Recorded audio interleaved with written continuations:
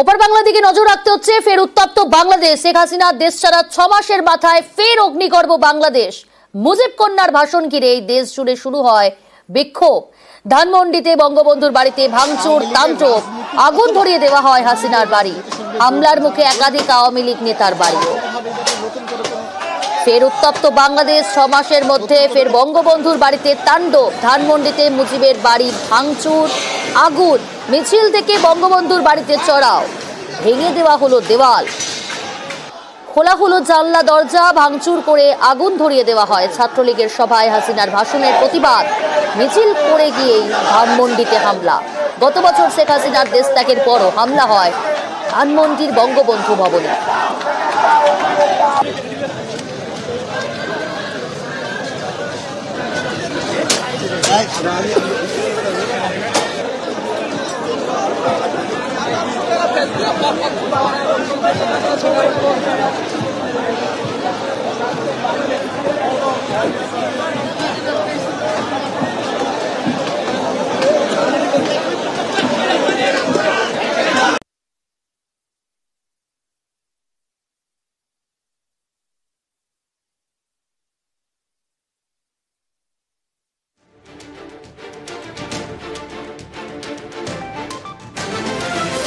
গতকালের পর আজকে সকালের ছবিটা আপনাদের দেখাচ্ছি। ইনকিলাব জিন্দাবাদ লেখা এবং এখনো পর্যন্ত আপনারা দেখছেন বঙ্গবন্ধুর বাড়ির সামনে সেখানে জমায়েত। গতকাল রাতেই অগ্নিগর্ভ পরিস্থিতি তৈরি হয়।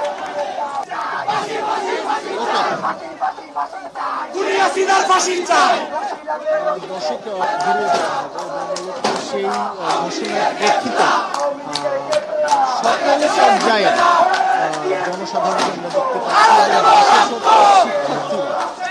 জানেন যে জুলাই উদ্যোক্তাদের যে অথবা তাদের যে বিক্ষুব্ধ অনুভূতি সেটা কিন্তু প্রকাশ করছেন।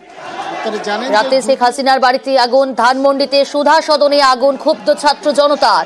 গতকাল গভীর রাতে বাড়িটিতে আগুন ধরিয়ে দেওয়া হয়। 5ই আগস্টের পর অবশ্য বাড়িটি খালি ছিল।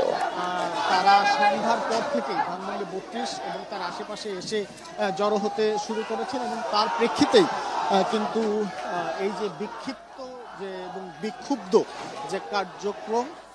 শেখ হাসিনার অনলাইন ভাষণের ঘোষণার পরই পাল্টা কর্মসূচি বৈষম্য বিরোধী ছাত্র আন্দোলনের। বুলডোজার মিছিলের ডাক। খুলনাতে শেখ বাড়িতে ভাঙচুর, বুলডোজার দিয়েই চলে বাড়ি ভাঙচুর। 6 মাস আগেও এখানে ভাঙচুর চালায় বিক্ষুব্ধরা।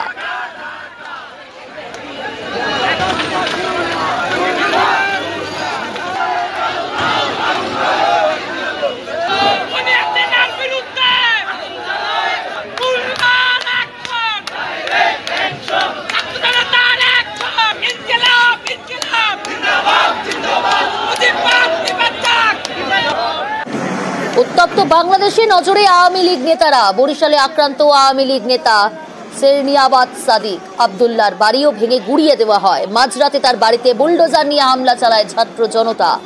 সেনার ব্যারিকেড ভেঙে এগিয়ে যায় ক্ষুব্ধ ছাত্র জনতা। বাড়ি ভাঙার পাশাপাশি চলে আওয়ামী লীগ বিরোধী স্লোগানও।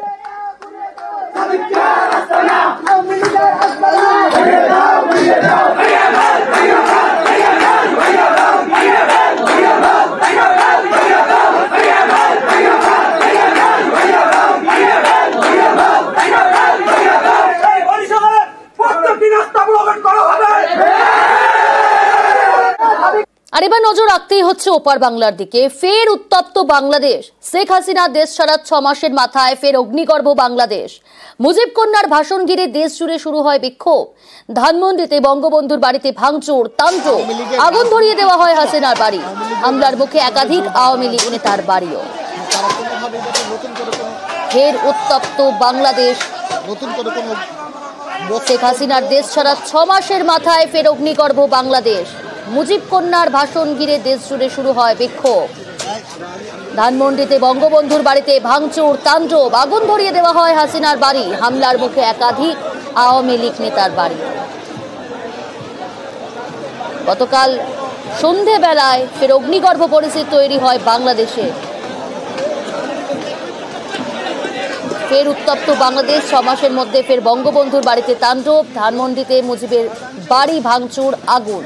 মিছিল থেকে বঙ্গবন্ধুর বাড়িতে চড়াও, ভেঙে দেওয়া হলো দেওয়াল, খোলা হলো জানলা দরজা, ভাঙচুর করে আগুন ধরিয়ে দেওয়া হয়। ছাত্রলীগের সভায় হাসিনার ভাষণের প্রতিবাদ, মিছিল করে গিয়ে ধানমন্ডিতে হামলা। গত বছর শেখ হাসিনার দেশ ত্যাগের পরও হামলা হয় বঙ্গবন্ধুর ভবনে।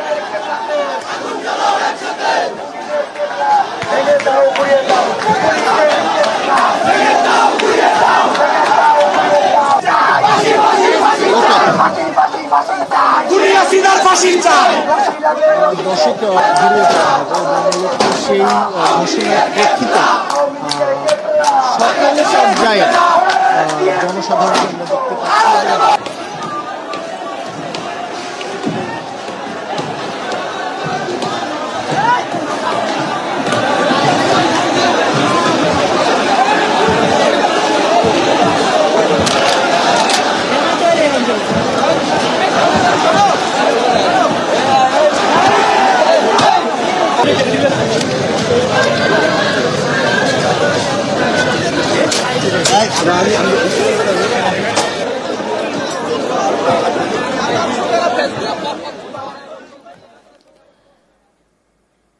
রাতে শেখ হাসিনার বাড়িতে আগুন, ধানমন্ডিতে সুধা সদনে আগুন, ক্ষুব্ধ ছাত্র জনতার। গতকাল গভীর রাতে বাড়িটিতে আগুন ধরিয়ে দেওয়া হয়। 5ই অগস্টের পর অবশ্য বাড়িটি খালি ছিল।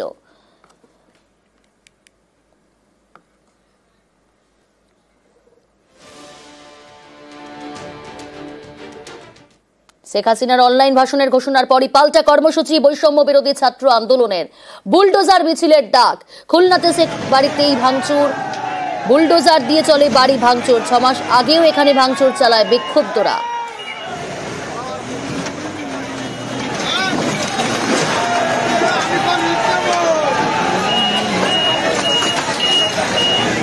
বুলডোজার দিয়ে ভাঙা হলো বাড়ি। খুলনাতে শেখ বাড়িতে ভাঙচুর, সেই ছবি আপনারা এই মুহূর্তে দেখতে পাচ্ছেন। নতুন করে ফের অগ্নিকর্ম পরিস্থিতি বাংলাদেশে।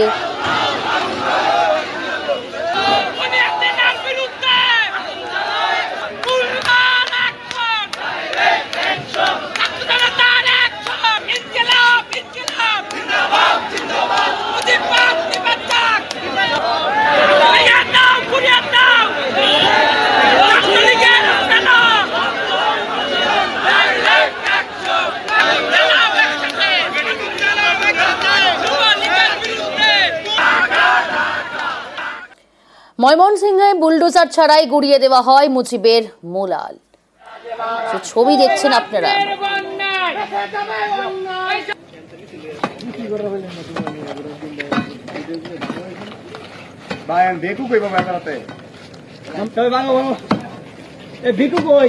রাতের অন্ধকারে বুলডোজার ছাড়াই গুড়িয়ে দেওয়া হলো মুজিবের মোরাল।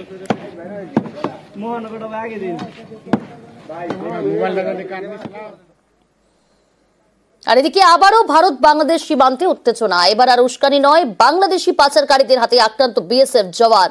ঘটনাস্থল দক্ষিণ দিনাজপুরের গঙ্গারামপুর। বিএসএফ পাল্টা গুলি চালায়, তাতে আহত এক বাংলাদেশি পাচারকারী। বারবার ভারত বাংলাদেশ সীমান্তে উত্তেজনা, কখনো বিজিবির উস্কানি, কখনো বাংলাদেশি পাচারকারীদের হাতে আক্রান্ত বিএসএফ জওয়ান। দক্ষিণ দিনাজপুরের গঙ্গারামপুরে মল্লিকপুর 91 নম্বর বর্ডার আউটপোস্ট। বুধবার ভোরে এই সীমান্তে টহল দিচ্ছিলেন বিএসএফ জওয়ানরা। সেই সময় কাঁটাতার কেটে ভারতে ঢুকে পড়ে 5 বাংলাদেশি পাচারকারী। তাদের বাধা দেন বিএসএফ জওয়ানরা। এক জওয়ানকে মারধর করে পাচারকারীরা। বিএসএফ পাল্টা গুলি চালায়, আহত হয় এক বাংলাদেশি পাচারকারী। বাকি 4 জন ওপারে পালায়। আহত বিএসএফ জওয়ানের নাম ওরফেস কুমার, তার বাড়ি বীরভূমের রামপুরহাটে। এই জওয়ান এবং ধরা পড়া বাংলাদেশি পাচারকারীকে নিয়ে যাওয়া হয় গঙ্গারামপুর সুপার স্পেশালিটি হাসপাতালে। এর আগে রবিবার ভোরে উত্তর দিনাজপুরের হেমদাবাদ সীমান্তে উস্কানি দেয় বিজিবি। রবিবার এই সীমান্তে টহল দিচ্ছিলেন বিএসএফ জওয়ানরা। তখন তাদের নজরে পড়ে সীমান্তের ওপারে 150 গজের মধ্যে তৈরি হচ্ছে বাংকার। এতে তীব্র আপত্তি জানায় বিএসএফ।